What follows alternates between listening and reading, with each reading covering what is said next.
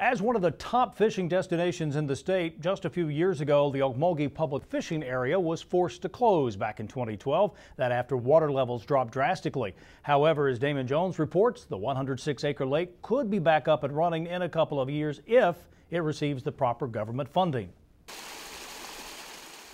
What was once teeming with crappie, brim, and even largemouth bass has now turned into this. 8 years ago, the Ocmulgee Public Fishing Area was opened and quickly became one of the premier fishing destinations in the state. However, it would be short-lived as a huge problem started to arise. Here at Ocmulgee Public Fishing Area, the lake was full until just a couple years ago, and then we noticed that the lake level was falling more than it should. And what was happening is that the water was going down through the floor of the lake and into the aquifer. So we were losing water at a significant rate, and the lake essentially dried up. Now the only fishable part of this 106-acre lake is this small children's pond used to host events throughout the year, which is not open to the public. It's a far cry from its heyday when reeling in trophy bass was not out of the ordinary.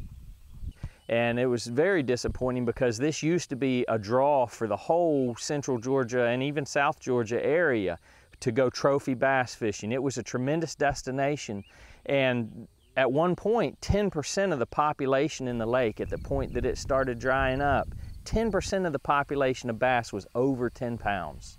It's that type of attraction the Department of Natural Resources is looking to restore, as it's asked for a $2 million government bond, which will have to be approved by the General Assembly next year. Once the money is there, they are very confident the problem has been pinpointed and can be permanently fixed. The restoration project here at Ocmulgee Public Fishing Area is going to involve removing the dirt that's there, that's compromised, and the trees and so forth, and then laying down a layer that's kind of like silt fence, and then we'd come back with about a 3-foot layer of clay, and that will seal that lower 18 acres, which is where the leaking and the interaction with the aquifer is happening.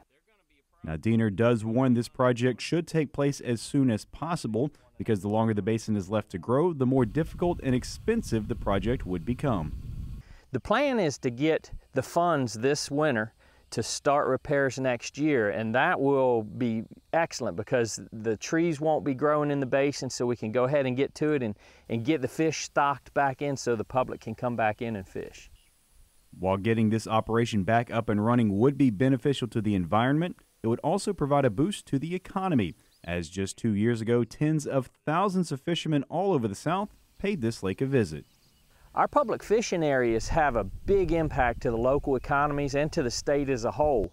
Each area generates approximately $1 million a year in economic income to the local economy. So by getting this back online, we're generating income for this area and the state. Reporting from Hawkinsville, I'm Damon Jones for the Georgia Farm Monitor.